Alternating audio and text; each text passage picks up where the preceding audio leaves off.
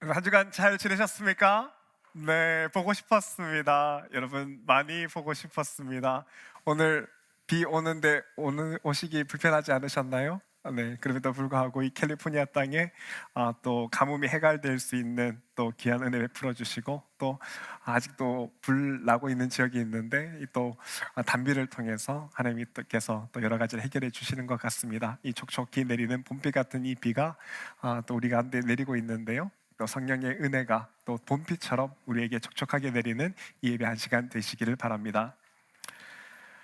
올해 2025년 새해 들어서 한국의 기독교 방송이죠, CBS에서 조사한 내용이 있습니다. 한국 내에 각 종교들의 호감도를 조사한 내용인데요. 화면 한번 보시면 이것이 올해 CBS가 조사한 각 종교의 호감도인데, 불교와 천주교가 52%, 48%로 호감도가 높은 편입니다. 반면에 제일 앞에 있는 개신교는 14.3%에 불과하죠. 몇 년 전만 해도 기독교가 1, 2위를 다투었는데, 그런데 지금은 저 뒤편에 있는 원불교보다 호감도가 더 낮습니다. 여러분, 이게 큰 문제인 것은 호감도라는 것이 이 종교가 믿을 만한 종교인가, 믿을 수 있는가라는 신뢰성과 연결이 되기 때문에 이게 결코 작은 문제가 아닌데요. 그런데 조사에 따르면 예전에는 이렇게 낮게 수치가 나오는 것이 목회자 때문이었다고 말을 합니다. 몇 년 전만 해도 목회자의 개인의 성적인 문제나 재정 문제 때문으로 인해서 낮은 호감도를 보이곤 하였는데, 그런데 올해를 조사를 해보니까 그 양상이 완전히 뒤바뀝니다. 이제는 몇몇 목회자의 문제가 아니라 기독교인들 전체에 대한 호감도가 쭉 내려갔다는 겁니다. 그리고 그 이유가, 이건 응답자들이 했던 말인데요, 기독교인들은 자기 자신만 중요하게 생각을 한답니다. 이들이 보기에 기독교인들은 개인의 성공, 개인의 구원, 자기 가족과 자기 자녀에게만 관심이 있지, 그래서 그들을 위한 기도를 하지, 건강한 공동체를 만든 노력이나 모두가 잘 살기 위한, 모두가 상생하기 위한 사회적 차원의 노력은 기독교인들이 등한시한다는 것이죠. 그러면 이 문제를 어떻게 해야 할까? 어떻게 해결할 수 있을까? 여러분, 이 작지 않은 문제를 두고 우리가 고민하지 않을 수가 없는데요. 여러분, 이 문제를 두고 많은 신학자들은 이 문제는 우리가 하나님 나라의 개념을 찾게 되면 해결될 수 있다고 말을 합니다. 특히나 선교적 교회를 연구하는 선교신학자들은 우리가 하나님의 나라가 무엇인지 그 개념을 잃어버렸기 때문에 이런 사회적인 현상이 나타난다라고 말을 하는데요. 그래서 오늘은 여러분과 함께 하나님 나라가 무엇인지에 대해서 찬찬히 한번 생각을 해보려고 합니다. 여러분, 우리가 하나님 나라라는 그 단어를 모르지는 않습니다. 왜냐하면 새벽 기도 때마다 또 성경을 읽을 때, 그리고 예배를 드릴 때 주기도문만 봐도 하늘에 계신 우리 아버지 이름이 거룩히 여김을 받으시오며 나라가 임하옵시며 하고 하나님 나라가 임하기를 기도하기 때문인데요. 여러분, 하나님 나라를 원어로 보면 하나님이 다스리는 나라가 오기를 원한다는 뜻입니다. 우리가 죽어서 가는 천국뿐만 아니라 우리가 사는 이 땅 가운데도 하나님이 다스리심이 이 땅 가운데 이루기를 원한다는 의미이죠. 사실 이 하나님의 나라에 대해서는 예수님께서 끊임없이 이야기를 해주셨습니다. 예를 들어 누가복음 9장에 보면 예수께서 그들을 영접하사 하나님 나라의 일을 이야기하시며, 주님은 사람들에게 이야기할 때 늘 하나님 나라에 대해서 이야기를 하셨고요, 또한 사도행전에도 보면 예수님이 부활하신 후에 승천하시기 직전에 그 아주 크리티컬한 그 시간에 예수님께서 이야기하신 것이 바로 하나님 나라입니다. 사도행전 1장에 보면 예수께서 고난을 받으신 후에 40일 동안 그들에게 보이시며 하나님 나라의 일을 말씀하시니라.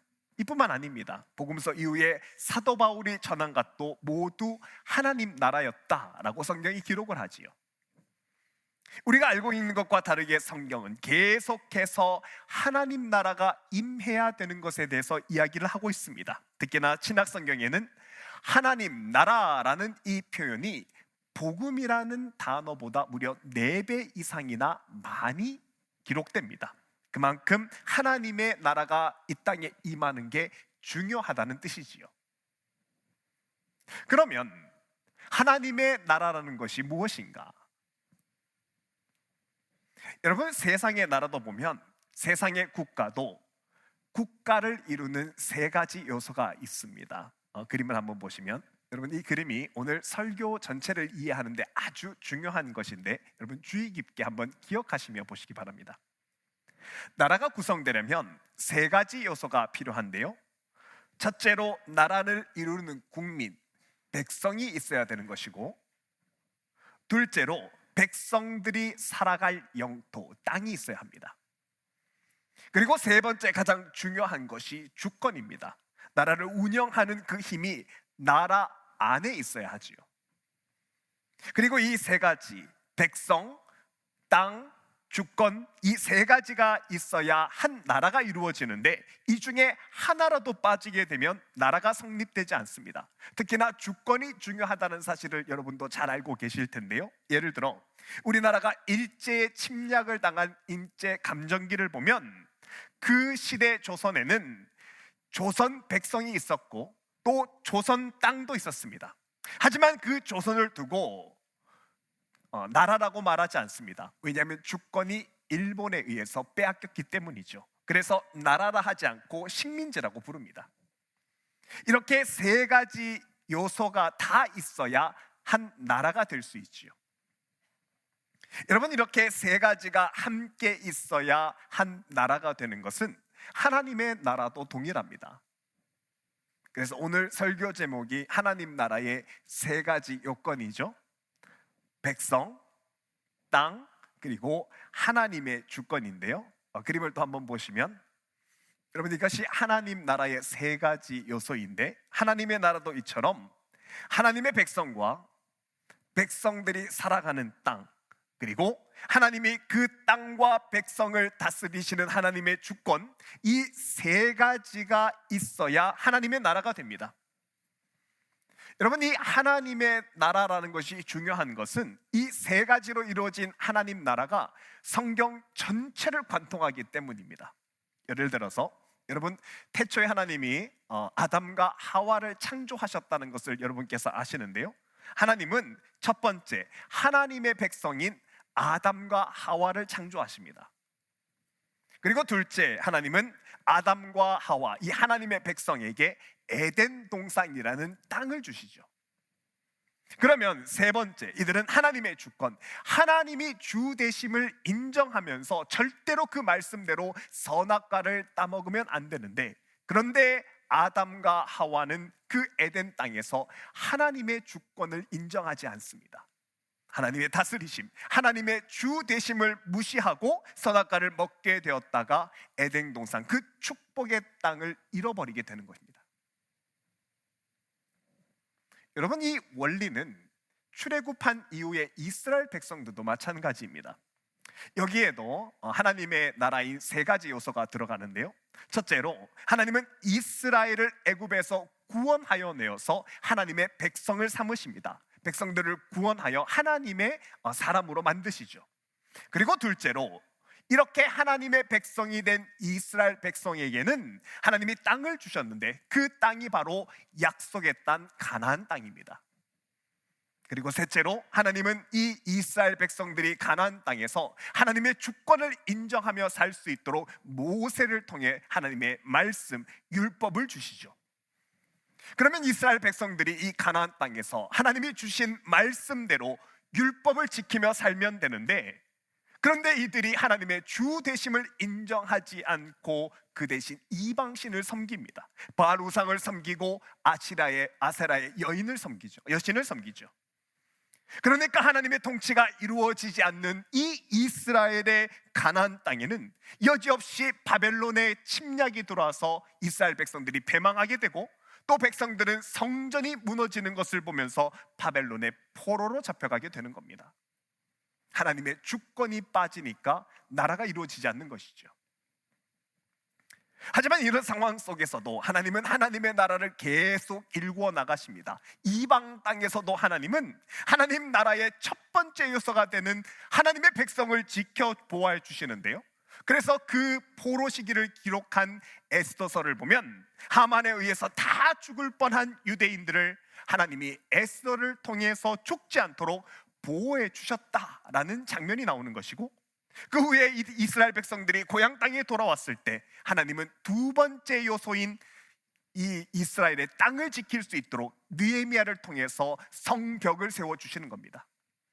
그리고 세 번째로 에스라를 통해서 다시 율법을 선포하심으로 말미암아 하나님의 백성들이 하나님의 말씀대로 하나님의 주권이 임하는 하나님 나라를 이룰 수 있도록 계속해서 이스라엘 백성들을 도우셨던 것이죠. 그리고 이렇게 하나님의 3요소, 첫 번째 하나님의 백성들이, 둘째 하나님이 주신 땅에서, 셋째 하나님의 말씀대로 하나님의 통치가 이루어지는 하나님의 주권 안에서 사는 것이 바로 하나님의 나라입니다. 그것이 작든 크든 국가든 공동체든 이 세 가지 요소가 말씀대로 이루어지게 되면 그곳에는 하나님의 나라가 이루어지는 것이지요. 그러면 이 나라에는 하나님의 정의와 공의, 하나님의 선하심대로 공동체가 통치되고 운영되는데, 이것이 바로 성경에서 말하는 하나님의 나라입니다. 그리고 이런 나라에는 하나님께서 이 나라가 점점 넓어질 수 있도록 형통함과 자유함의 은혜를 그 나라 안에 더해 주셨고, 그리고 하나님의 나라는 하나님의 백성들에 의해서 하나님의 통치 가운데 점점 확장될 수 있었다는 것을 성경이 보여주지요. 근데 문제는 우리 기독교인들이, 여러분, 하나님 나라의 첫 번째 요소이죠, 하나님 나라의 백성이 되는 것만으로, 더 정확하게 말하면 구원받은 것만으로만 만족하는 겁니다. 첫 번째 요소에서 내가 구원을 받아 하나님 백성이 된 것만으로 만족하고는 두 번째 요소인 하나님이 주신 땅이나 세 번째 요소인 하나님의 주권에 대해서는 아예 관심이 없거나 개념조차 가지고 않는다는 겁니다. 그러면 여러분, 이렇게 개념 없이, 관심 없이 계속 이 상태가 지속이 되게 되면요, 성경이 말하는 것이 이것입니다. 하나님의 주권과 다스림이 없어지는 그 땅은 점점 땅의 지경이 좁아집니다. 하나님의 주권이 없으니 시간이 지나면서 하나님이 주신 그 축복의 땅이 점점 좁아진다는 것을 성경이 보여주고 있지요. 여러분, 하나님이 우리를 구원하신 이유, 하나님이 우리를 하나님의 백성으로 삼으신 이유는 구원받은 우리가 하나님이 우리에게 주신 그 땅에서, 우리로 말하면 우리의 가정, 우리의 직장, 그리고 우리가 속한 공동체와 사회 전체에 하나님의 주권과 하나님의 다스림이 이루어질 수 있도록 우리가 선하게 그 공동체를 만들어가는 것입니다. 이 공동체에 대한 사회적 책임이 우리에게 있다는 겁니다. 내가 서 있는 이곳이 하나님의 정의와 하나님의 공의, 하나님의 은혜가 강같이 흐르는 하나님의 통치하는 나라가 될 수 있도록, 그런 공동체가 될 수 있도록 하나님의 가치로 우리가 그것을 채워나갈 수 있어야 됩니다. 이것이 주님이 계속해서 강조하시는 하나님의 나라 개념입니다. 우리가 주기도면서 그렇게 기도하는 나라, 하나님의 나라가 임한다는, 하나님의 나라가 임하기를 기도한다는 그 의미가 바로 이런 뜻이지요. 그래서 여러분, 예수님이 우리에게 주기도문을 가르쳐 주실 때 보면 우리라는 공동체성을 주님께서 계속 강조하십니다. 우리 주기도문 한번 생각해 볼까요? 우리가 우리에게 죄진 자를 사여 준 것 같이 우리 죄를 사여 주옵시고 우리를 시험에 들게 하지 마옵시며. 다 우리입니다. 절대로 내 죄를 사하여 달라거나 나를 시험에 들게 하지 말고 개인을 지칭하지 않습니다. 한 개인이 아니라 우리입니다. 그런데 이 시대에 개인주의와 개별주의 문화 속에 살면서 하나님의 백성인 우리가 나만을 위해서 복을 빌고 그 받은 복도 나만을 위해서 쓰니까 여러분, 이것이 세상 사람들 보기엔 이렇게 보이는 겁니다. 여러분, 세상 사람들도 귀신에게 제사하며 굿하는 것 나 개인을 위해서 다 하는 겁니다. 그러니 세상 사람들 보기에 자기 복만 구하는 그리스도인들도 무속 종교와는 별반 차이가 없어 보이는 것이죠. 그래서 그런 그래프의 결과가 나왔다는 겁니다. 그리고 여러분, 더 큰 문제는 이렇게 공동체가 아니라 하나님 나라가 아니라 나만을 위한 가치를 가지게 되면 오늘 우리가 읽었던 이 본문의 내용조차 공동체가 아니라 나만을 위해서, 나만을 위한 어떤 그런 시각으로 오늘 본문을 보게 되더라는 겁니다. 여러분, 오늘 본문은 여호수아가 하나님이 주신 땅, 가나안 땅에 들어가기 위한 여리고성의 첫 번째 전투를 하는 이 상황인데요, 이 본문을 볼 때 많은 분들이 이스라엘 백성들이 양각 나팔을 불며 여리고성 주기를 7바퀴 돌다가 마지막 날에는 여리고성 앞에서 함성을 아 하고 지르니까 다 무너졌다는 이 장면을 보고서 이것은 나에게 승리를 주시는 말씀이라고, 나를 위한 말씀이라고 본문을 이해하는데요, 여러분, 이렇게 본문을 이해하는 것은 사실 반쪽짜리입니다. 이것은 하나님 나라의 시각이 아닌데요, 여러분, 성경에 보면 나팔은 두 가지 종류의 나팔이 있습니다. 하나는 양뿔을 잘라서 만든 양각 나팔이고 또 하나는 금속으로 만든 은나팔이 나옵니다. 여러분, 우선 양각 나팔은 하나님이 이곳에 임재하신다, 하나님의 임재를 나타내기 때문에 예배와 중요한 절기를 맞이할 때 이 양각 나팔을 불고요, 반대로 은나팔은 급하게 전쟁을 할 때 은나팔을 사용합니다. 금속으로 만든 이 나팔은 날카로운 삐 하는 이런 소리를 내기 때문에 듣는 사람을 바짝 긴장하게 만드는 효과가 있는데요, 그래서 이 은나팔은 전쟁 때에 은나팔을 사용합니다. 그런데 여러분, 오늘 본문을 가만히 보시면 이 여리고성을 점령하는 이 장면에서, 이 전쟁에서 참 이상하게도 은나팔을 불지 않습니다. 원래대로라면 이 여리고성 전투를 하면서 이 이스라엘 사람들이 은나팔을 불어야 하는데, 그런데 은나팔 대신에 양뿔로 만든 양각 나팔을 분도 있는 것이죠. 여러분, 본문 4절에 보면 제사장 7은 7 양각 나팔을 잡고 언약궤 앞으로 나아갈 것이다, 양각 나팔을 부르는데요, 그런데 이때 하나님이 왜 양각 나팔, 은나팔이 아니라 양각 나팔을 부르시냐면 이 양각 나팔을 불므로 해서 가나안 땅에 희년을 선포하는 겁니다. 여러분, 희년이라는 것은요, 그 당시 가나안 땅 안에 살고 있는 약한 나라와 약한 부족에게 기쁨을 선포하는 해다라는 의미입니다.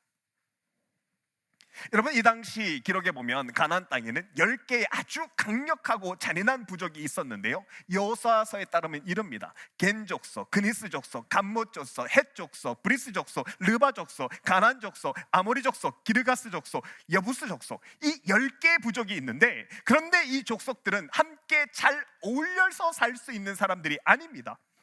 여러분, 이 10부족을 두고, 가나안 땅에 있었던 10개 부족을 두고 성경에서는 관영치 않았다, 이들은 관영치 않았다는 표현을 하는데, 이 말을 원어로 보면 이들과는 샬롬할 수 없다는 말입니다. 이들이 가진 폭력성 때문에, 이들이 가지고 있는 무자비함 때문에 이 땅에 사는 사람들이 이 10개의 부족과는 샬롬, 평화롭게 지낼 수 없는 사람들이 이 가나안 땅에 10개의 부족이나 있었다는 것이죠. 그래서 이 당시 가나안 땅은 힘이 강력한 10개의 부족으로 인해서 다른 모든 약한 나라들과 모든 부족들은 다 약탈당했고요, 그래서 모든 것이 힘으로 좌지우지되는 약육강식의 상태였습니다. 관영하지 못했고 절대로 샬롬할 수 없었던 상태이지요. 그런데 이런 가나안 땅에 이스라엘 백성들이 들어가기 시작합니다. 그리고 여리고성 이 전투를 이긴 다음에 이스라엘은 여러분, 나라와 나라 간에, 그리고 부족과 부족 간에 경계선을 만드는 것을 제일 먼저 합니다. 그리고 서로가 서로를 함부로 침략하지 못하도록 정의와 질서를 만들어가는 그 시작이 오늘 본문의 여리고성 전투였고요. 그래서 약한 부족과 약한 소외된 자를 위해서 하나님께서 희년의 양각 나팔을 불게 하셨던 겁니다.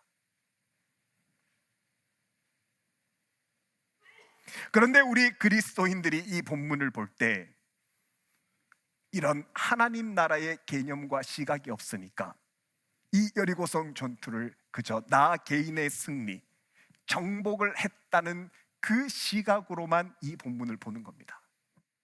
이스라엘 백성들이 점령했다, 야 나도 승리하겠구나, 나도 전리품을 얻겠구나, 승리했다는 관점으로만 이 본문을 보는데요, 하지만 여리고성 전투가 보여준 건 이게 다가 아닙니다.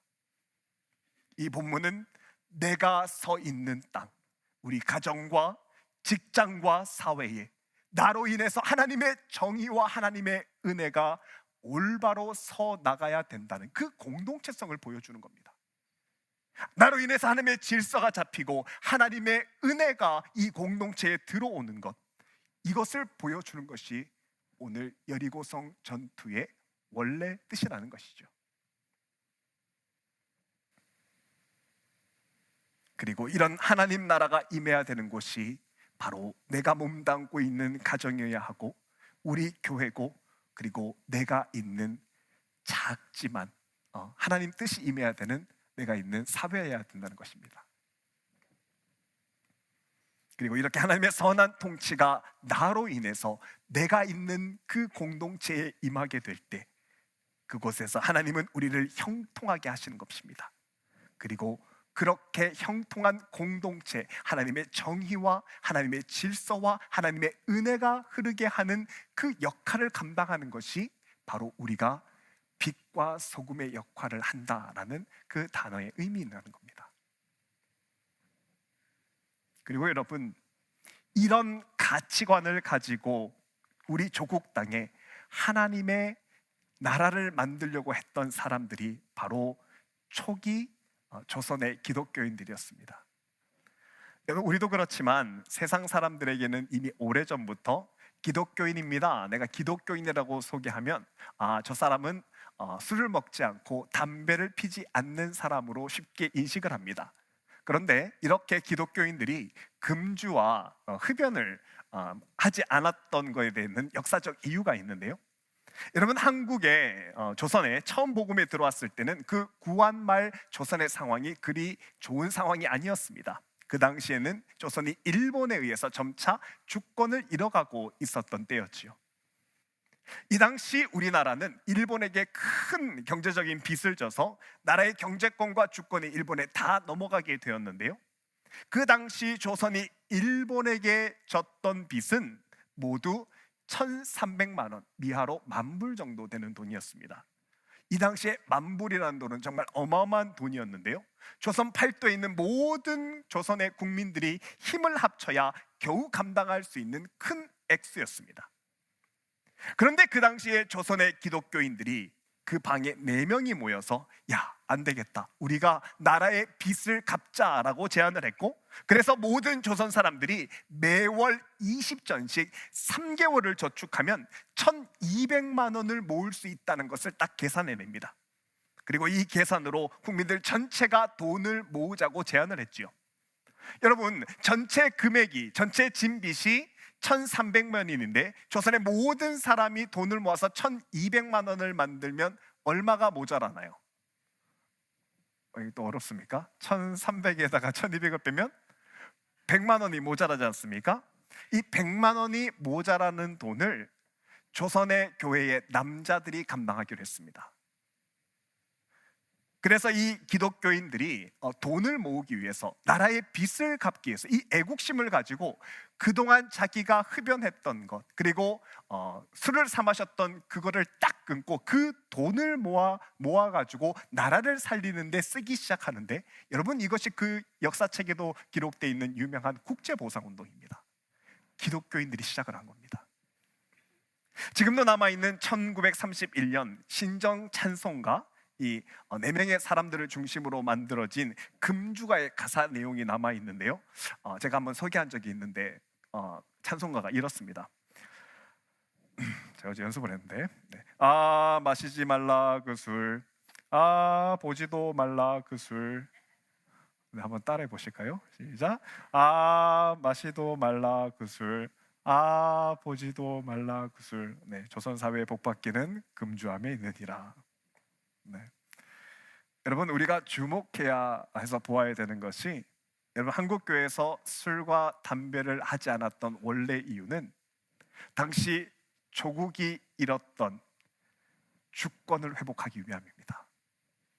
그리고 그 당시 교인들은 조국이 주권을 다시 찾아서 이 조선에 하나님의 정의와 공의, 하나님의 사랑이 흐르는 나라를 만들어야 되겠다는 하나님 나라의 시각을 가지고 있었고, 그 공동체 의식으로 국제보상의 운동을 시작했다라는 것이지요. 그 믿음의 공동체성이 우리 선조들에게 있었습니다.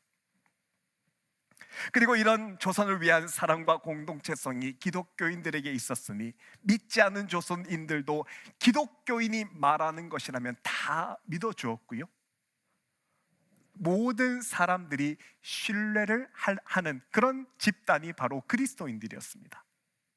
그런데 지금은 우리가 이런 하나님 나라의 개념이 아니라 그저 내 개인의 구원과 내 개인의 복만을 구하고 있으니, 그 받은 복도 나만을 위해서 쓰고 있으니 하나님의 통치하심이 점점 사그러지는 겁니다.